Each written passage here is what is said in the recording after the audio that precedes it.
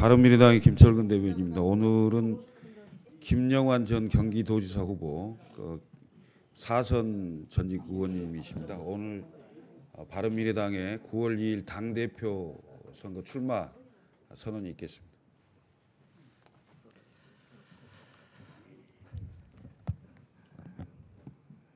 출마 선언을 낭독하겠습니다.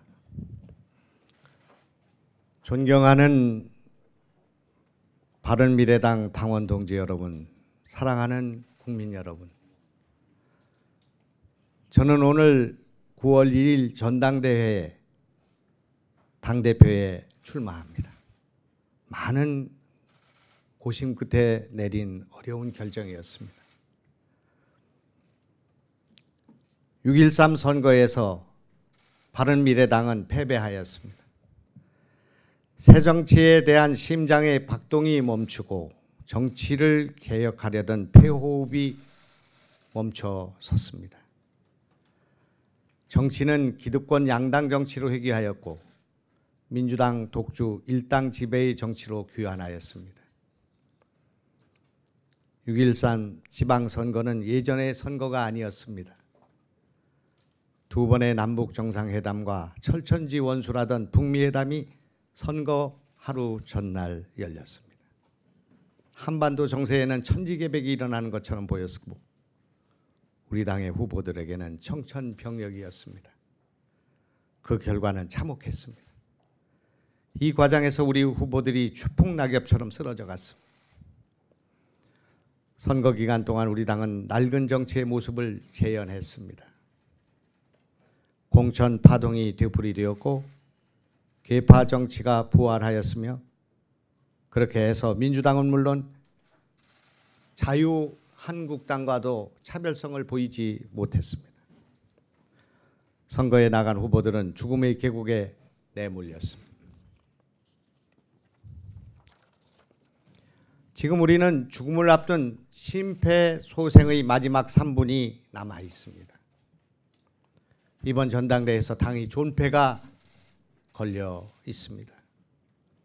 우리에게는 아직 마지막 한 번의 기회가 남아 있습니다. 아직도 2016년 4월 총선에서 26.74%의 정당 지지율로 39석을 만들어준 총선 민의가 살아있고 새정치의 열망이 남아 있습니다.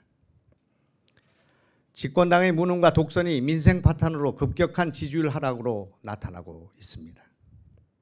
그동안 입만 열면 적폐 정산을 외치던 집권 세력이 여론 조작과 대선에 개입한 정황이 드러나고 있는 드루킹 사건과 하루가 멀다 하고 터져나오는 경기도지사의 폐륜, 불륜, 조폭, 연루 의혹 등 자기 눈에 들보 적폐가 줄을 잇고 있습니다. 이런 상황에서 우리는 새정치의 길을 흔들림 없이 가야 합니다. 한 번의 선거 패배로 포기하거나 좌절할 일이 결코 아닙니다. 양극단을 버리고 국민을 통합하고 개혁하는 일은 이 시대에 우리에게 주어진 의무입니다. 절망을 딛고 일어서야 합니다. 어디에서 시작할 것인가?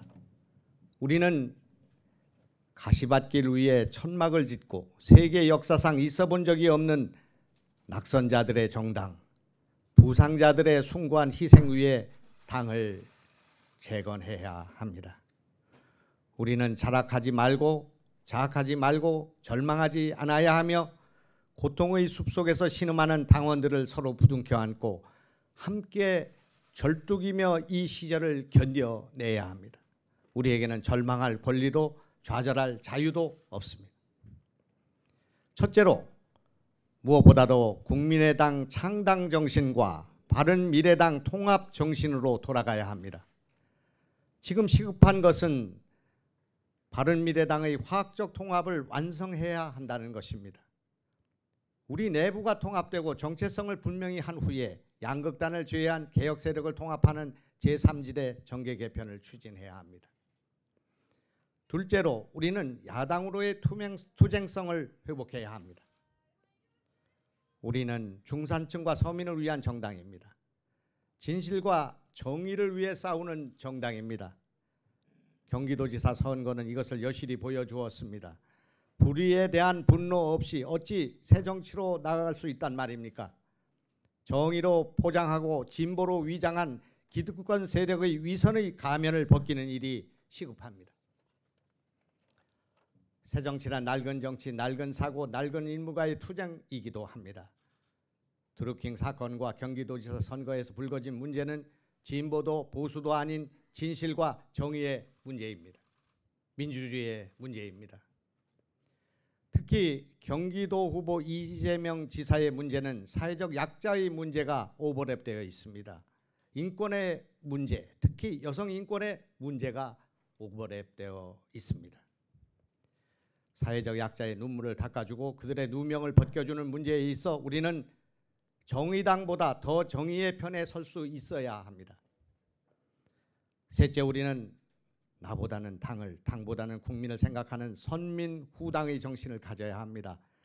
그동안 우리의 자세가 선당후사였다면 이제 당리 당략을 버리고 국민을 위해서는 당의 이익조차 버릴 수 있어야 합니다. 국민을 위한 국민의 정당, 국민의 편에 하나는 있어야 한다 라던 총선의 절규가 생각납니다. 그때의 창당 초심으로 돌아가야 합니다.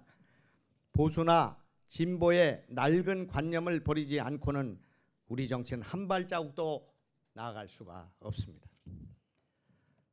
그것에 집착하는 한 우리는 분열의 늪에서 빠져나올 수가 없습니다. 오직 선민후당의 자세야말로 실사구시 실용개혁이 아니겠습니까? 우리 당은 국민 행복을 위해서라면 진보와 싸우고 국민 복리를 위해서라면 보수와 싸워야 합니다. 민주노총과 NGO 등의 낡은 진보의 무리의 주장에 맞서 4차 혁명 시대 규제 완화와 노동개혁을 해내야 합니다. 시대에 뒤처진 운동권적 편협한 사고에 맞서 시장과 글로벌한 시각을 제시해야 합니다. 오직 국민만 보고 국민을 위한 싸움에 거침이 없고 과감해야 합니다. 포퓰리즘과 SNS의 댓글과도 싸워야 합니다. 이것에 끌려다니는 새가슴 정치로는 새시대 새 정치를 열 수가 없습니다.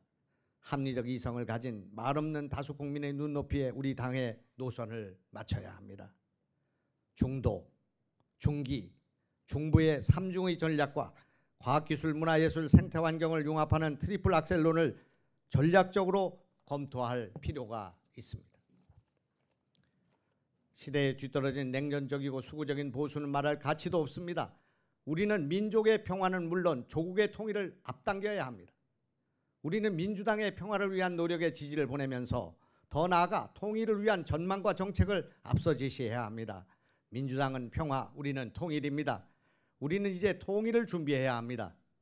넷째, 우리는 국민들에게 나라를 구하고 국민을 행복하게 할 구체적이고도 뚜렷한 정책을 제시해야 합니다. 그것은 과거에 듣도 보도 못한 듣보잡의 정책이어야 하고 창조적 상상력의 영토가 크고 담대하며 기존의 정책과는 질적으로 다른 역발상의 감동이 배어있는 정책이어야 합니다. 저는 의료비 후불제, 남한의 북한공단 등 수많은 숙성된 나라를 살리는 정책을 준비해 왔습니다. 바른미래당 하면 떠오르는 대표 공약을 제시해야 합니다. 이와 관련하여 국가적으로 중요한 저출산 고령화 문제, 청년 일자리 정책, 신성장 동력 등 차별화된 정책을 제시해야 합니다. 다섯째, 이러한 문제를 해결하기 위해 우리는 정당개혁을 실천해 옮겨야 합니다. 기본적으로는 정당개혁의 출발점은 계파정치, 타파와 진영 논리의 극복에서 시작되어야 한다고 주장해 왔습니다. 바른미래당의 창당은 그 순간부터 전국 정당이었습니다.